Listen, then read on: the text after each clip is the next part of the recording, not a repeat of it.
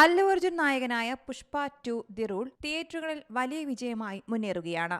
സിനിമയ്ക്ക് ആദ്യഘട്ടത്തിൽ കേരളത്തിൽ ചില നെഗറ്റീവ് റിവ്യൂകൾ ലഭിച്ചിരുന്നു. എന്നാൽ മറ്റു ഭാഷകളിൽ പുഷ്പ 2 കത്തിക്കയറുന്ന കാഴ്ചയാണ് പിന്നീട് കണ്ടത്. റിലീസ് ചെയ്ത് ഒരാഴ്ച പിന്നിട്ടപ്പോഴേക്കും ചിത്രം 1000 കോടി ക്ലബിലുമെത്തി. പുഷ്പ 2 ചിത്രത്തിന്റെ തിയേറ്റർ റിലീസിന് മുന്നേ OTT അപ്ഡേറ്റും എത്തിയിരുന്നു. പുഷ്പ 2 നെറ്റ്ഫ്ലിക്സ് ആണ് വാങ്ങിയതെന്നാണ് OTT പ്ലാറ്റ്ഫോം തന്നെ ഔദ്യോഗികമായി അറിയിപ്പ് നൽകിയത്. ജനുവരിയിൽ സോഷ്യൽ മീഡിയ വഴിയാണ് നെറ്റ്ഫ്ലിക്സ് പുഷ്പ 2 OTT റിലീസ് പ്രഖ്യാപിച്ചത്. എന്നാൽ സിനിമയുടെ ഡിസംബറിലെ റിലീസിന് ശേഷം തീയതിയെക്കുറിച്ച് അപ്ഡേറ്റ് ഒന്നും തന്നെ നെറ്റ്ഫ്ലിക്സ് നൽകിയിരുന്നില്ല. പുഷ്പയുടെ ഒന്നാം ഭാഗം നെറ്റ്ഫ്ലിക്സിലല്ല റിലീസായത്. ഈ സിനിമയുടെ OTT അവകാശം വാങ്ങിയത് ആമസോൺ പ്രൈം ആയിരുന്നു.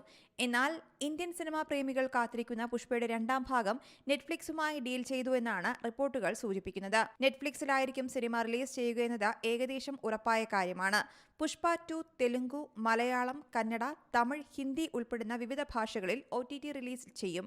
സിനിമ വൻ തുകയ്ക്കാണ് നെറ്റ്ഫ്ലിക്സ് സ്വന്തമാക്കിയതെന്നും വിവരങ്ങൾ ലഭിക്കുന്നുണ്ട്. 275 കോടിക്കാണ് പുഷ്പ 2വിന്റെ OTT അവകാശം വിറ്റുപോയതെന്നാണ് റിപ്പോർട്ടുകൾ സൂചിപ്പിക്കുന്നത്. തിയേറ്ററുകളിൽ സിനിമ എത്തിയത് ഡിസംബർ 5-നാണ്.